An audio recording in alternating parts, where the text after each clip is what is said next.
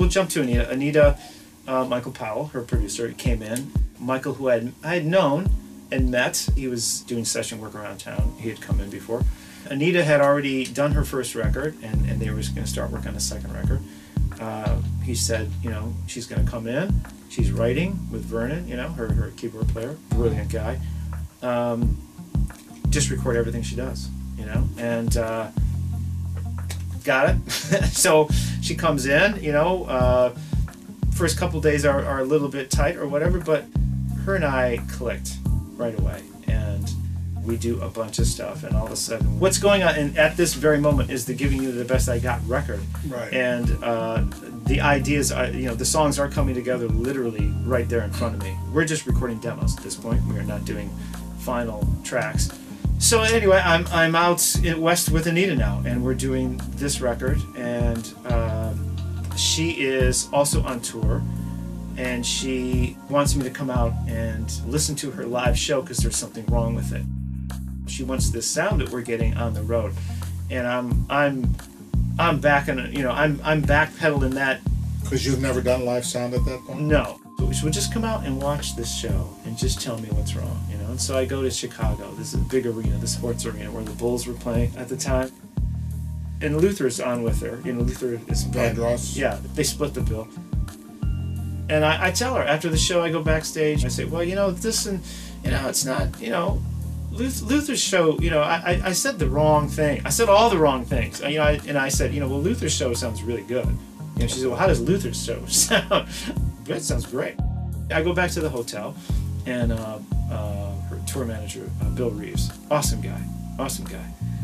Bill Reeves calls me up and says, hey, so what time do you want to do sound check tomorrow? You know, and I go, you should ask the guy mixing the show. You should ask, you know, Joe, you know, and just see what time, you know, and all whatever. He goes, Joe's gone. You know, he's been fired. You know, you're mixing tomorrow night. Oh boy! And, wow. And I was just, you didn't know about this, obviously. So no. So we need to start sound check as soon as possible. Was my answer then. So the next day comes, and I take the band through an incredibly long sound check because, you know, I got headphones. I'm gonna do what I usually do in the studio. But anyway, I mixed the show, and it was a blast. I had a great time. She had a wonderful time. She was doing shows such that there were little spurts where I could go out for a week or 10 days, come back, do sessions, go out for, you know, 7 days, go, you know, whatever. And she lived here. I lived here. So, you know, we had a jet. So I would come home with her. She'd say, hey, you want to go home tonight? And I'd be like, let's go. The live road leads me to all sorts of, you know, we managed to somehow do a full tour, and we also managed to, you know, do a tour of Asia. We go to Japan, you know, we go to all across Europe. We start to go into, you know, specialty concerts, White House concerts. What were the administrations that you had? This would have been Clinton and Bush. Anita Baker's playing in the ballroom or reception, and you're mixing live for her. Right, she did. There was various shows. You know, she was popular for like Christmas in Washington or some, events at the White House. You know, where they would have an orchestra and then they would have a pop artist. The unique thing about how she sang, and when you listen to those records, go back and listen to what I'm going to say right now. After I say this, go listen to her records. Her headphone mixes were very special. She wanted to be someplace in these headphone mixes. These headphone mixes weren't like, give me the piano, the drums, and the click or something like that. She would be like, as we were traveling or up on stage, she would say, oh, come up here a second, come up here. And I'd stand next to her and we'd be during sound check. And she'd go, listen, hear this? She'd sing me something. She'd go, here, talk on the mic. And then I would say, listen. And she'd sing something. The monitors were off. The house was empty. And there was this sound of having 100,000 watts around you hanging on either side of your head and this gigantic sound. That's how I want my voice to sound when we cut such and such song. Or she would be at a hotel. We would be on the road and she'd, you know, you know, it's midnight or something, the phone would ring, you know, hey, gee, what are you doing? You know, nothing, you know, I'm sleeping, you know, and so it'd be like, hey, can you come over here quick? You know, I'd have to go to her room, and she would be in a space, you know, in a hallway, and she'd go, listen, she'd sing this thing, she'd go, wow, you hear my voice? And she'd go, that's the sound I want in the background.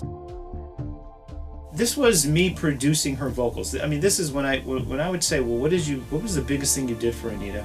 I would help, you know, get these vocals, and they were so special. You know, we would work for hours to get those headphones just right, you know, and when they were just right, when she was in that place, when she found that place, she was a one-taker.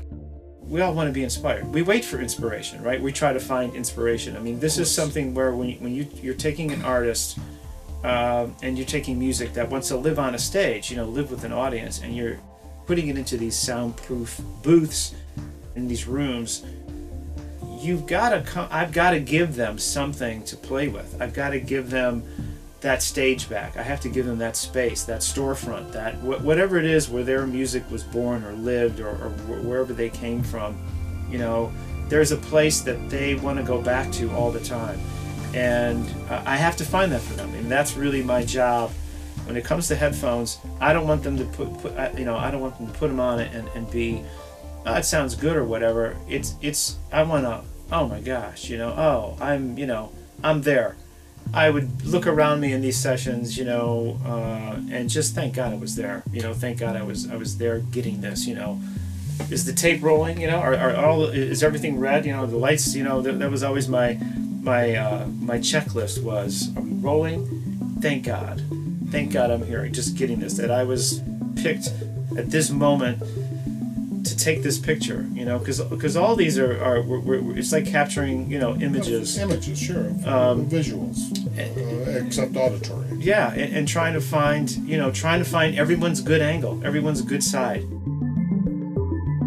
This is what a mix is about. People often say to me, I want to hear everything. I want to hear, you know, it's like that never occurred to me to hear everything. It was always a statement that I just kind of, you know, yeah, I mean, I get, it depends, you know, I don't know. You know, sometimes everything doesn't look good. I mean, my goal is always to, when I see an artist, when I see a situation, is like, okay, how can I make this better? How can I get the best out of this person? Oh, listen to what they just did there. Listen to that. Wow, if they did more of that, you know. So I try to create these situations where more of that will happen. Getting other things out of the way, you know, whether they're people or you know, parts of the song or whatever it is, arrangements or whatever. This is always my goal, is to set them free, to let them run free, because they're, you know, I've been so incredibly blessed, lucky, and whatever, you know, you want to say, you know, to work with the artists that I have worked with, you know, Roberta Flack, the Aretha Franklin sessions, Donna Summer sessions. Donna Summer. These voices are incredible. They're amazing, you know, to hear these people.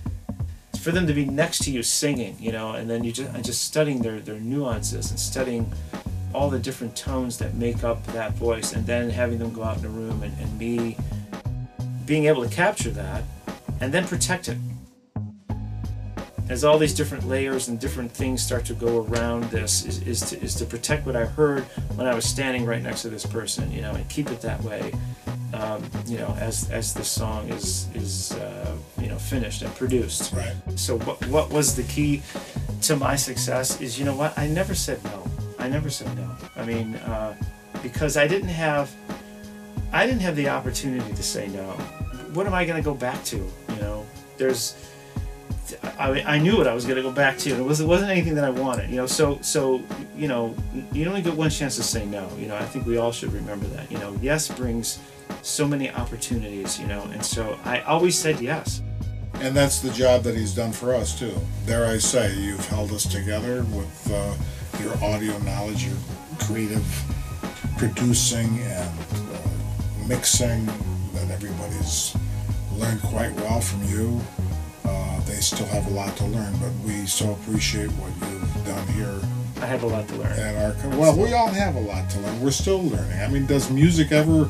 Well, does anything ever stop? You know, you always learn. But we've been very, very, very fortunate ourselves and blessed to have you here at our company. So, thank you, sir. Thanks, Dan. It's been good for me too. Yeah. Now what?